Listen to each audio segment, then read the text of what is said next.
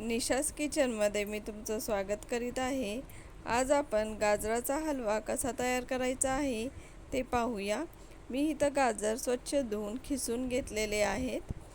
आता आपल्याला कढई गरम करत ठेवायची आहे। कढईमध्ये आपल्याला 2 ते 3 चमचे तूप घालायचं आहे। तूप थोडंसं कोमट झालं की आपण त्यामध्ये खिसलेलं गाजर घालूया। आता आपल्याला गाजर व्यवस्थित परतून घ्यायचा आहे। आपल्याला फास्ट गॅस नाही करायचा आहे, आपल्याला मीडियम गॅसवरच हा हलवा करायचा आहे। अजिबात आपल्याला फास्ट गॅस करायचा नाही आहे। आणि ह्यातलं पाणी पूर्णपणे सुकस्तवर आपल्याला व्यवस्थित ह्याला परतून घ्यायचं आहे तुपामध्ये। आता तुम्ही थोड्या उशिराने पाहू शकता की ह्याचा कलर पण बदली झालेला आहे आणि ह्यातलं पाणी पण पूर्णपणे सुकलेलं आहे। या प्रकारे तुम्ही नक्की हलवा करून पहा, तुम्हाला नक्की आवडेल। ह्या प्रकारे हलवा केल्याने गाजराच्या हलव्याला एक वेगळीच चव येते।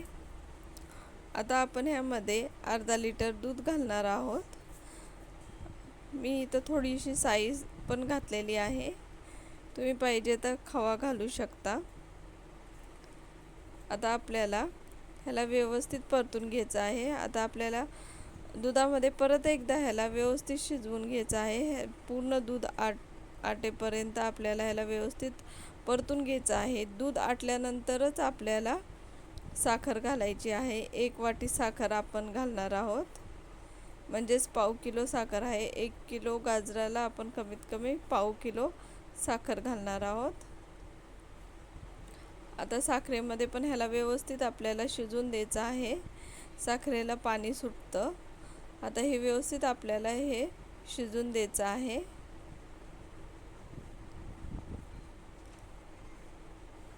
तुम्ही पाहू शकता साखर पूर्ण विरघळून गेलेली आहे आणि आपला हलवा पण मस्त असा शिजत आहे।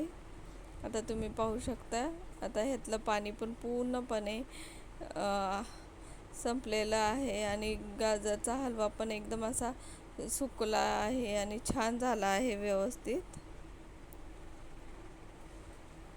आता आपण ह्यामध्ये थोडेसे ड्रायफ्रूट्स घालूया। काजू, बदाम, मनुके ते तुम्ही तुमच्या आवडीनुसार घालू शकता आणि एकदा व्यवस्थित परतून घेऊया।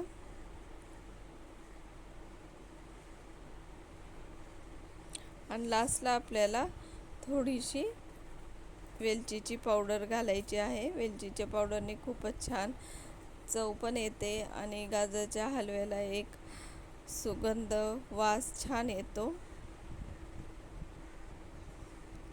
चिमटभर आपण वेलचीची पावडर घातलेली आहे। आता अजून एकदा परतून घेऊया। आता आपला हलवा तयार झालेला आहे, तुम्ही पाहू शकता।